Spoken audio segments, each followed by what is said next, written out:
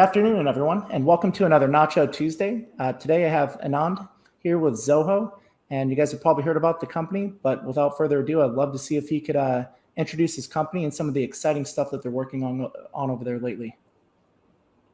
Great, Andy. Thanks for the opportunity. And Zoho is very keen to partner with many of you, your customers, and see how we can add value to them.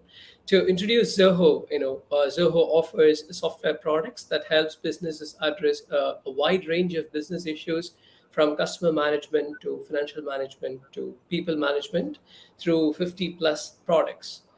We have about 90 million users globally. Yeah, it's 90 million, with about 600,000 paying customers who trust their business with us, right? So what is interesting about the way Zoho approaches is there is a fundamental shift in the way the businesses are run today. We don't live in silos anymore, and businesses are tired of systems that don't talk to each other. And executives of today deal with some range of business issues, from managing sales to managing people and managing profitability. They want a solution that kind of integrates seamlessly and gives them a unified view of where their businesses are headed.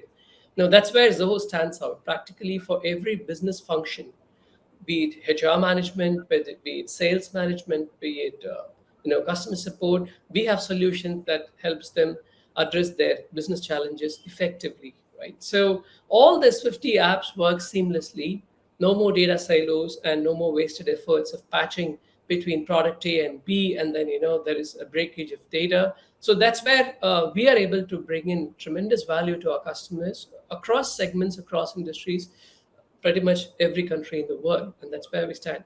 But the second most important thing that we want our customers and our prospective customers to know is that Zoho cares a lot for data security and privacy. We have been very vocal about it. This is not today. This has been more than a decade that Sridhar Vembu, our CEO, has been very vocal that we would not use customer data to monetize. We will not monitor our customers. And so security and privacy is something that we are very, very conscious about. And that's like a North Star metric for each of our product that gets shipped. And that's something that's really valuable, particularly in a world where there are a lot of trackers set in the products. Like the businesses know what you're doing, and they can monitor your performance, monitor your business processes, and can monetize them. But we are very, very focused on giving that security and privacy. We are a solution provider that could help enhance the productivity of our customers without compromising on security and privacy. And that I think is something we're very proud of. Yeah, it's a huge trend these days. I just interviewed the CEO of Zapier. They're really focused on privacy as a business. And it's great that you guys are putting that at the forefront as well too for your company. It's funny, yeah. There's a recent AI tool that came out, and somebody was using it, and they asked like, "Hey, do you know where I am?" And the AI tool is trained to say, "No, I don't." And then it says, "Where's the nearest McDonald's?" The guy said, and it said, "Oh, it's just a block away from you." And he said, "Hey, I thought you said you didn't know where I was." So you don't know where the data is going these days. Yeah. So it's good to have that as a priority. Yeah. So tell us more about your role over there at Zoho, and where did you get to where you're at today? How did your career path get started? Well, I focus on revenue growth initiatives across Zoho, and my role here is to find new avenues of growth, whether it is cross-sell and upsell, or rolling out our affiliate programs, and working with the ISV ecosystem across the world. We work very closely with each and every ISV partner. And so my role primarily is to get more revenue streams added to Zoho and make them scale, right? So, but what got me here is interesting question. So I am a financial professional by training, and in the first job that I took in an aluminum manufacturing plant, the dusty plants.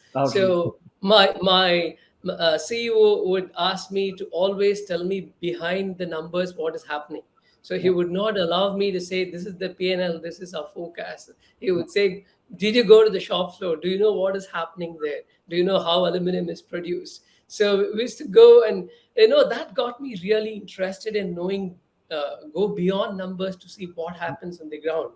So it's always fascinating to see how the businesses are run, what drives customers to buy, what drives productivity, what drives cost savings. So that got me really interested into the business and the commercial side of things. And I know one led to the other, and here I am at Zoho. Yeah. Oh, that's great. Yeah, it's a good journey there. I totally agree. I really appreciate, especially when executives get to the front lines, because sometimes you just see a bunch of reports, even data doesn't really make sense unless you get there and you actually talk to your customers and you actually understand what's going on the ground, or the virtual ground, if you will, too, right? So, I think it was the Starbucks CEO recently that actually went to go serve at the drive-throughs just to kind of see what the operations were on the ground, right?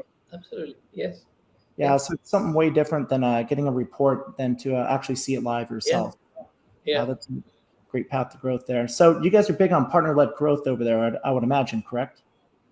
Absolutely, yes. And yeah, so for our approach towards partner-led growth is driven through 4 or 5 different kinds of partnerships. I'll focus on primary ones, which are very interesting. The first and foremost is collaborating with ISVs. Some of those ISVs could be our competitors, but the philosophy that I focus on is compete yet collaborate. Okay, with giving customer the choice. Say, for example, we compete with product A in the CRM space, but our customers are comfortable using our Disk, which is our ticketing management tool, with a preferred CRM of their choice. It's our responsibility to give them the freedom to choose what they want. And so we are very focused on collaborating. We collaborate with about 500 ecosystem partners, from very large ones in the world to the smallest ones operating out of, say, a country in Africa. But they are our customers. They need the telephony vendor to be integrated with our CRM. So we go all out to partner with the ISV ecosystem. And that's a two-way street. We promote them, they promote us. And that's one great way we acquire customers. The second is influencers and affiliate partners.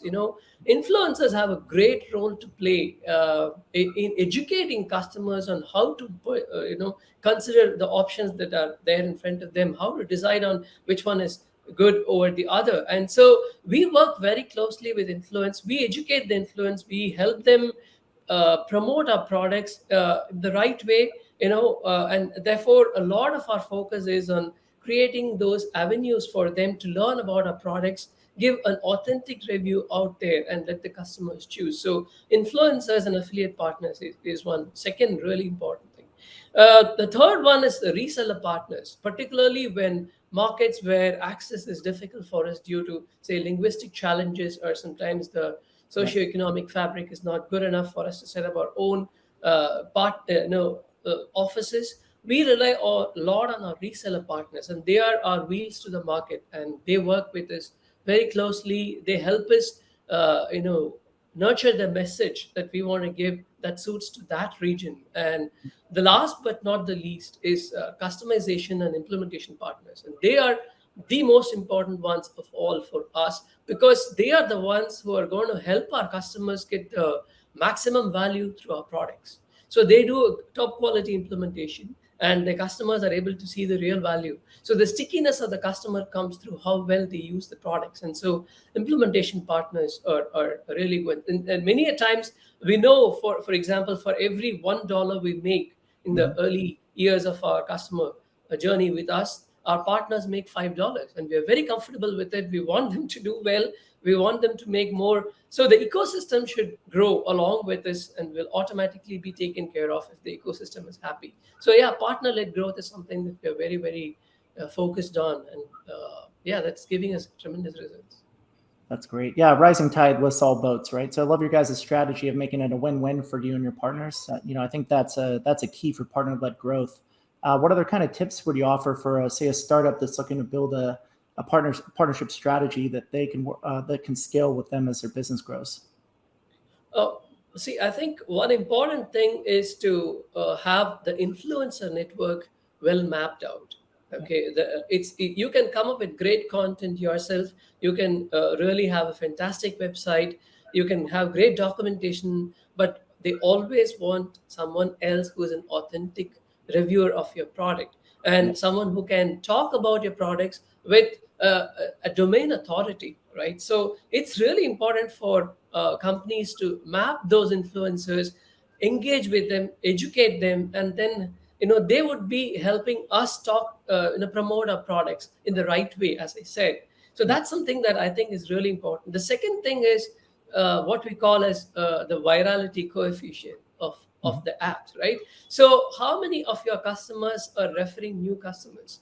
That's a great metric in my view, that tells your customers are happy about what they are getting from you as a software vendor, right? So how we can engage with customers, how happy they are, how we can help them promote our products. So that's something that, so a conscious effort to listen to customers, what ails them, in using a product, and how we can help them get that satisfaction, and then kind of be shameless in requesting them to promote us, because if they are happy, well, most of our customers say, why not? I get tremendous value, and I would be so. And the third way could be co-marketing with industry peers. As I said, build a top-class integration with the ecosystem, travel along with your ecosystem partners.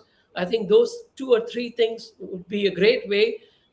Instead of paying through the nose to acquire some leads through digital marketing, you can do these things. This would be organic, and this would be a sustained growth. That's how Zoho has always grown.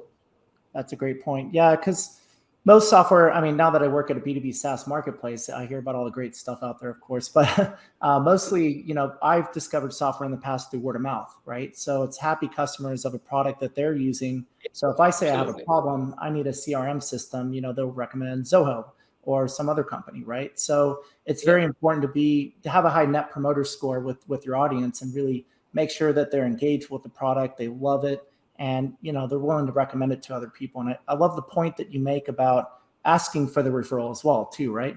A lot of people, make the mistake, they don't even ask. Absolutely. It's not that much just to ask them. If they don't want to do it, great. If they do, even better for you. So absolutely. Very good point. Yeah. Great. So what other growth SaaS growth hack tips do you have for this year? Do you think are kind of trendy? Say if you're an early stage startup trying to get your initial customers, what would you recommend for them?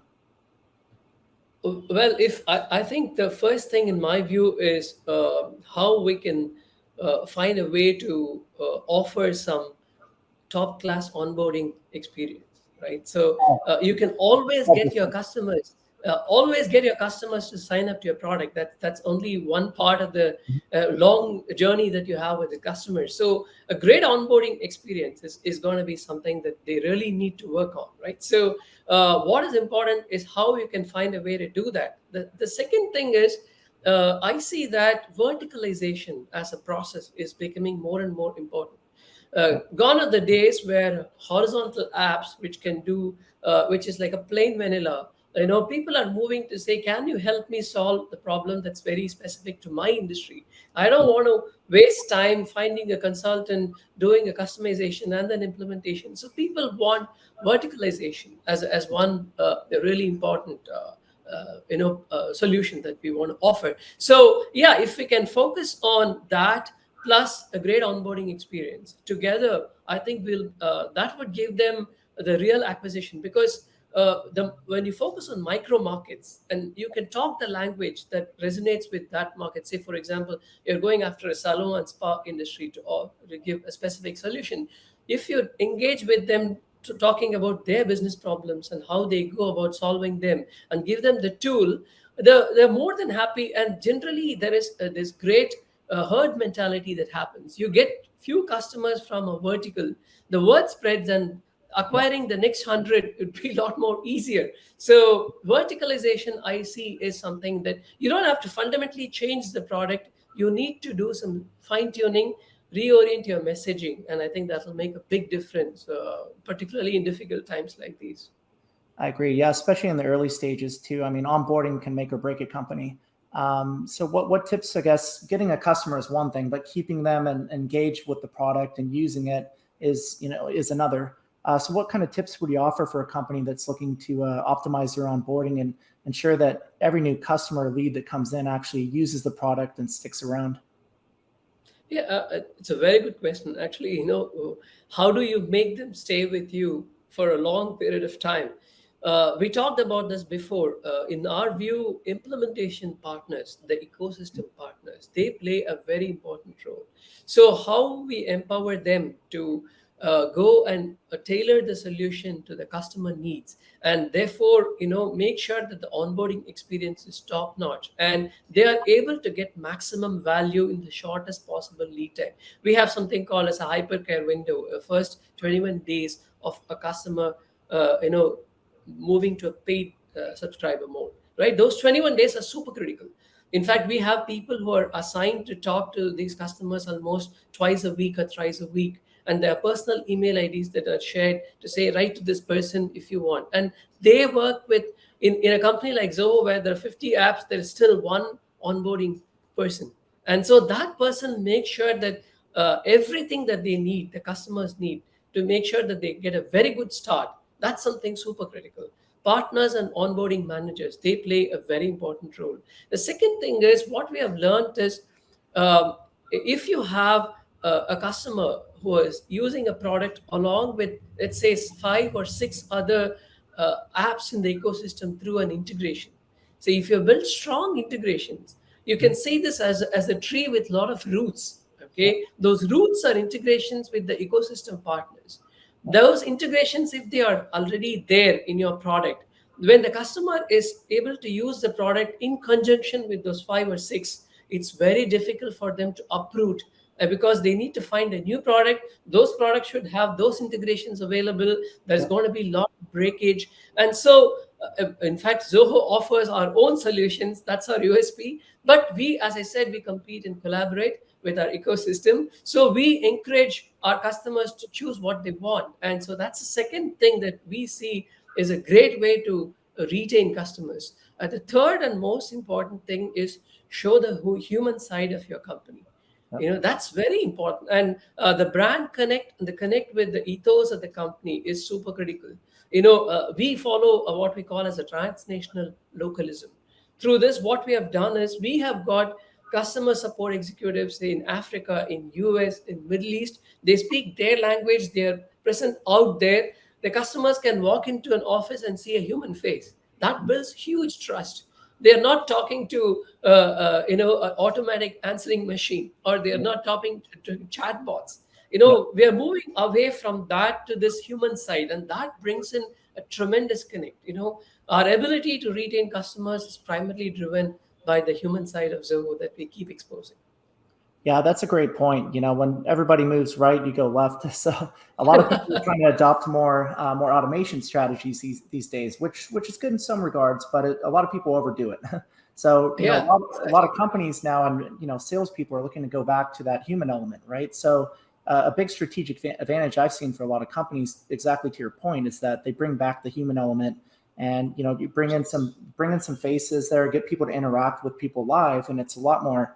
It goes a lot further in the sales process for winning customers over and making them feel comfortable with your product and excited to use it. Yeah, absolutely. Yes. So what other kind of companies do you see that have a great customer retention strategy? What makes them so great at it? Yeah. So, well, if you look at it, some top of the mind examples could be Atlassian is a great example. What started out with Jira as a software lifecycle management solution. They really understood the developer requirements, the developer community's requirements, and those software product companies' requirements, and they gone on to add more services. They got in a Trello into it, then they got the Bitbucket into it, then they got the Confluence into it. What that led to is they are able to address multiple problems of their customers, through one consolidated solution. That's a very powerful value proposition. Yeah. When that happens, the customers are able to get tremendous value from Atlassian, and that makes it that much more difficult for them to move away from Atlassian, because it's difficult to find an alternate vendor who can actually help you address. And they've built a beautiful platform. That platform is open for people to build their own customizations and integrations, right? So what it has led to, I think I could see a great growth that they have had in the last 5 to 10 years. It's primarily driven by their ability to understand their customers really well, add product adjacencies, and that kind of helps them hold on to a customer by delivering tremendous value, not by using some contractual terms to Yep. bind them down, but truly adding value to the customers. I think they're a great example. I could see ServiceNow is another example. Yeah. Yeah. So with companies like that with a lot of value to offer, a lot of customers might come in for one particular problem. What would you Absolutely. recommend for companies that maybe have multiple products or multiple value propositions to, better help serve that customer when they're coming in for a specific need, and then eventually how do you onboard them to all of your other solutions afterwards? Oh, but it's a great question. So, as I said, our onboarding team, the role of that onboarding team is to talk business. They Yep. are not here to demonstrate the product. So, Yep. how we train those onboarding teams is ask them the right questions. How are the customers using our tool? What is the problem they're trying to solve? How are they doing the marketing automation? How the marketing automation and CRM talks to each other? How CRM and your support tools talk to each other? So it's like peeling the onion. Once you go to the root of the issue, then we know that the customer has these problems also that needs to be addressed, right? Or we realize that they are using some other tool, maybe it's too expensive, they don't have to do, they figure out themselves that, hey Zoho, I think you have an e-sign solution, so I don't want to use vendor A, I can use Zoho CRM along with Zoho Sign. Then they realize we have a ticketing management solution for customer support, so then they add. So automatically those adjacencies come into play, provided we know what the customer's business is and what they're trying to solve for. So I think that's the real value that we should bring to the customers. Then cross sell is a cakewalk. That's our experience actually. That's a great point. Well, it sounds like you guys got it dialed in. Obviously highlighted by your guys' growth. I've used a lot of your products in the past myself too. Great. So what other kind of growth tips would you recommend for early stage startups that are looking to grow? You did mention a few earlier, but do you have anything else that you might want to share with our audience? Uh, well, I think performance marketing is something that they need to focus on. It could be through referral networks. We talked about peer-to-peer customer referrals. We can talk about influencers. We can talk about that's something that's very critical because that gives a sustained way to acquire customers and grow. Okay, and that's something really important. The second thing is focus on cross sell and upsell. And that comes with a deeper customer engagement. How good is your customer community engagement? So how you run your communities, how do you listen to your customers? In fact, I would read most of the support tickets myself just to know what the customer is saying, what has been the pain point, how are we addressing them. So listening to the customers, understanding the problems, building that ecosystem of a community that supports each other. I think those are small things which we can do in a sustained way that could have a much longer impact. It's great to quickly raise some capital and put some money on acquiring leads, but it's so difficult to make it sustainable and scalable. And these measures, in my view, they talked about ecosystem partnerships. We need to, those who are our ecosystem partners, and how do we engage with them? How do we travel along with them to solve customer problems? Those mindsets that if we bring in, which are all sustained, they won't give you an impact next quarter, but in 3 quarters you will see that it's going to give a sustained impact. That's something that I would say that they should focus on. Yeah, that's a great point. What stood out to me was sustained, right? Maybe you're putting in more work, reading the emails and seeing what your customers are actually saying, and heck, even having conversations with them. But anybody could look at a report and see what the data says. But I feel like the qualitative feedback you get from just listening to your customers and actually having a conversation with them goes so far, because you could see the emotions in it too, right? It's not just data on a sheet. You actually see, are they excited about this? Are they confused? I even love going to events and doing like pitches to people, right?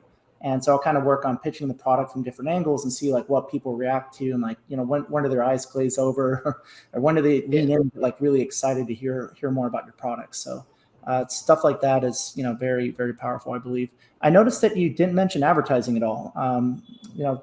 Would you like to elaborate on that? No, we do some advertising, but we are very conscious that if we have to acquire customers by by buying spaces, then we have a fundamental problem. That could be one of the means to acquire, but if that's the primary means to acquire customers and acquire leads, then we have a fundamental problem, because the value proposition is not getting communicated well enough. That's the way we see it. So advertising is important, I wouldn't say no, but can it give a sustained, scalable, profitable model? I would always say no. You need to have a much wider, broad-based approach to acquiring leads, and that's way. Yeah. Yeah, I like your guys' approach. It's more organic, right? And that's, especially for startups, that's always the best way to, obviously you guys are even past that and you still use that methodology, but advertising is okay if you really have everything nailed. It could scale what you do, but, nothing beats organic growth. Actually, hand-holding those customers through the process, winning them over one by one, that allows you to build a company from there. I guess failure comes with any profession. Have you ever had a moment where you failed, and what did you learn from it? Well, yeah, it's a good question also. So I think before coming to Zoho, a couple of other assignments I was doing. One of them was I co-founded a business consulting service, where we were doing management consulting for our customers. So we did very well. We got about 40 resources with a good presence. But what led to me to rethink was, services business is not scalable. Scalable solutions are when you are able to come out with a solution that multiple customers could use, parallelly, and that gives you the power to scale. So for me, the biggest learning is always look for solutions that can scale. Okay, that's why I love product companies. You get your product right once. You're automatically taken care of, and your focus is on enhancing the product, but you're going to get your revenues coming in. And particularly SaaS kind of products, that's the biggest advantage. Once you have your customers in, if you're doing a great job of customer experience management, you can have the revenue streams coming in, and you can focus on the 2.0 of the product, or getting the adjacent products in place, so you can actually add more value, add more revenue. So the biggest learning for me is, look to find solutions that can really scale, and not some things that's like a chicken and egg problem. You have either resources who are sitting idle, or your projects, but you don't have resources. So that was my biggest learning. Yeah, I've been there before too myself. I had an agency back in the day, a lot of great clients, big clients and all that, but everybody wanted to work with me. And so it's hard to build a team and scale like a service-based business when it was mostly strategic consulting, And so I found that really hard. And I'm like, I got to get into more product development, because I could take my ideas, put that into the product, and the product can actually scale, right? Absolutely. So definitely agree with that model. So what's next for Zoho over the next 5 years? Well, I think one important thing that we see is there is a significant upmarket momentum. Today as we speak, there is a PR that went out today. We have had a 65% CAGR in the upmarket globally momentum. And so a lot of our customers are seeing the value of what integrated solutions can bring, even at scale, right? So our largest customer is about 50,000 users plus, and they are using a suite of our apps that includes collaboration tools, to customer management tools, to other developer tools. So the biggest momentum that we see coming is we have focused heavily towards upmarket, and we are building our ecosystem partners who can support us with that upmarket momentum. We're building up product-based platforms so they can come and integrate, customize, extend. So we are, from a product side, we are addressing that. From the ecosystem side, we are addressing that, and we are building the complete ecosystem of solutions that we can go and take it to our customers and say, hey, here is where a solution that can address your customer management needs, your operations needs, and your collaboration requirements under one roof. And so no more data silos, no more concerns around how do I build complex integrations that would keep breaking every month because there is some change in the other product, right? So upmarket momentum is something that's really coming. Second thing we see is verticalization, right? I talked about this some time back as well. We see the next wave of growth is going to come through verticalization, and we are very focused on vertical specific offerings. And when I say offerings, there would be end-to-end offerings, from acquiring customers to managing customers to supporting customers, and the entire suite of apps that are needed for them to run businesses. It could be verticals across spectrum, say, as I said, salon spa kind of businesses. So verticals is something that we are going to be focused on. And last but not the least, we talked about transnational localism. We are very focused on that, and we as close to our customers as possible. That gives them the trust, that gives them the confidence that here is a company that I can trust my business with, because there is someone I can put a face to, and I can engage. Yeah, so exciting times, tremendous opportunities lies ahead for us. And the people that have local relationships, they're a known name out there. They know the Absolutely. local customs and how to integrate properly. Because Yeah. it's nothing worse than a lot of American companies do this. They try to break into other markets and like, hey, we're Americans, and everybody's like, well, you don't get our customs. You don't even speak. You don't even write Yeah. this email correctly. So Absolutely. it's glad to see you guys doing that. But yeah, once again, Anand, thanks so much for coming on today. Really appreciate it. I learned a lot myself, and I'm sure everybody else is watching this and will continue to watch this as we share and promote it. We'll continue to learn a lot from this. So once again, thanks. And everybody that's watching this episode today, take a look at Zoho's suite of products. It's a one-stop shop that they're building over there. So check them out today in our B2B SaaS marketplace. We have great discounts available for them, and go take a look at them today and start with one product that serves your needs. And they have their onboarding team there to help you with anything else that might be able to help you going forward as your company continues to grow. Excellent. Thanks for the opportunity. It was fantastic interacting with you. Great. Thanks, Anand.